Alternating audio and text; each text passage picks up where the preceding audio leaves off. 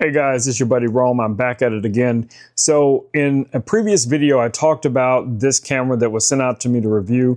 One of the things that I mentioned in the video was the fact that this camera can be used as a webcam, but unfortunately I did not have enough time because the video wound up being very, very long to demo how you can easily connect this to your Mac or PC and use this as a webcam. And yes, you're going to be able to use it with all of the lens features as well. So let me demo that for you guys. Let's take this back to the desk. Y'all ready? Y'all ready? Let's go. All right, guys, you can see I already have the camera mounted. It's not powered on, but you kind of get the idea. So first things first, we're just going to connect a USB-C cable to this MacBook that you guys see here. And yes, the cables do matter, but for most case scenarios, this will work regardless of which cable you have. I just need one long enough to reach over. So I'm just going to open this little tab here on the side. Let me actually show you guys where this tab is. So the tab that you're looking for is right here on the side. You're just going to push down and then pop this open. There's your USB input. You're going to plug this in. The door is going to stay open the whole time because it needs to stay connected.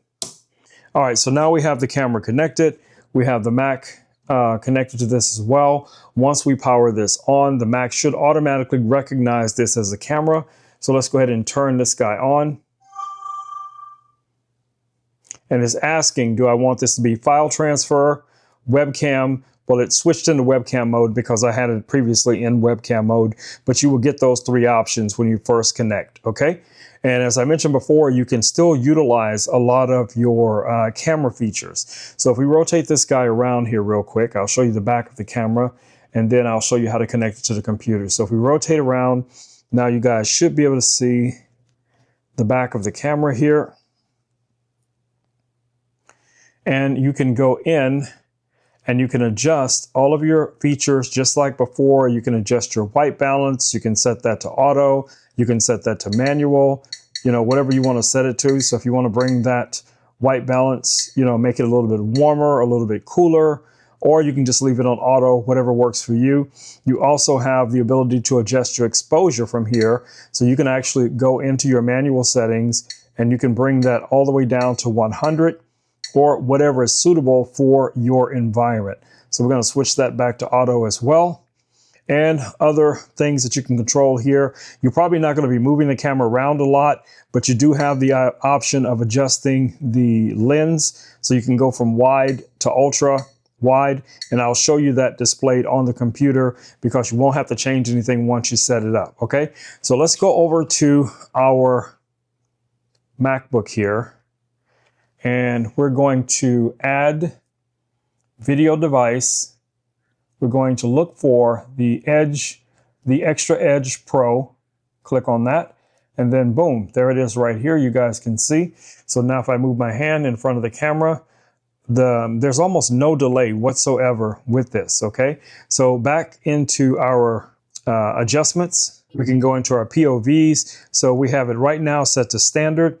If I switch this to wide or to ultra, you guys see that it does change here on the computer as well. So whatever you're seeing here is what you're going to see in your video capture. So whether you're using this for a Zoom call, for a live stream, or whatever the case it may be, the stabilization doesn't matter as much because it's going to be pretty much a fixed camera unless you're holding it in your hand. So you really don't need to adjust any of these. I would leave that on standard just so you have a very flat image profile.